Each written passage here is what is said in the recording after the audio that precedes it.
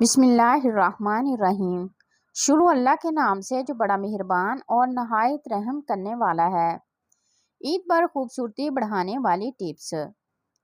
ईद पर खूबसूरती बढ़ाने के लिए नहाने से पहले एक लीमू नहाने वाले पानी में निचोड़ें। आपको महंगे परफ्यूम इस्तेमाल करने की ज़रूरत नहीं पड़ेगी। ताज़ा दूध की झाग को रोजाना होंठों पर लगाने से आपके होंठ कुदरती तौर पर गुलाबी और नरम हो जाएंगे।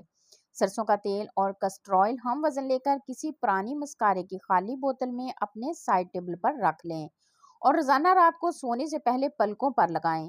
3 महीने में पलकें इतनी लंबी और घनी हो जाएंगी कि आपको मस्कारा या फिर फेक आई लैशेज लगाने की जरूरत नहीं पड़ेगी। महंगी फेस वॉश इस्तेमाल करने की बजाय रोज अपने चेहरे को दही में थोड़े से सिरके में मिलाकर धोएं। आपकी जिल्द से सारे दिन की धूल मट्टी बाहर निकल जाएगी और एक ग्लो और शाइन आएगी।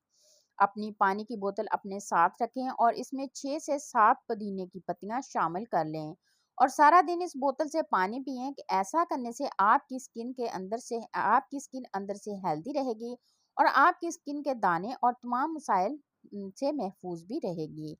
अमूमन आटे में कीड़े पड़ जाते हैं। आटे को कीड़े से बचाने के लिए इसमें चंद दाने लौंग के डाल दें। पकौड़े समोसे तलते वक्त अमूमन कुकिंग ऑयल की रंगत स्याह पड़ जाती है। इसे साफ करने का यह तरीका है कि इसमें 1 चाय का चम्मच सफ़ेद सिरका डालकर हल्की आंच पर पकने दें और फ्राई पैन ढक दें। अमेज़ा उबलना शुरू हो जाए, थोड़ी देर बाद चूल्हे से उतार दें। तेल साफ हो चुका होगा और इसे छान कर दोबारा इस्तेमाल कर लें। पूरियों को बेलने के बाद 10 मिनट के लिए फ्रिज में रखने के बाद फ्राई किया करें। इससे ऑयल का इस्तेमाल कम होने के साथ साथ पूरियां खस्ता भी बनेगी। फ्राई की हुई चीज़ों को ज़्यादा देर तक खस्ता रखने के लिए इनको ऑयल से निकाल कर फ़ौरन थोड़ा सा बेसन इसके ऊपर छिड़क दें। चीज़ें ज़्यादा देर तक खस्ता रहेंगी, जैसे रोल समोसे वगैरह। मेरी कौन सी टिप अच्छी लगी कमेंट करके ज़रूर बताइएगा। वीडियो अच्छी लगी हो तो वीडियो को लाइक करें, चैनल पर नए हैं तो चैनल को सब्सक्राइब करें और प्यारे प्यारे कमेंट करें। शुक्रिया।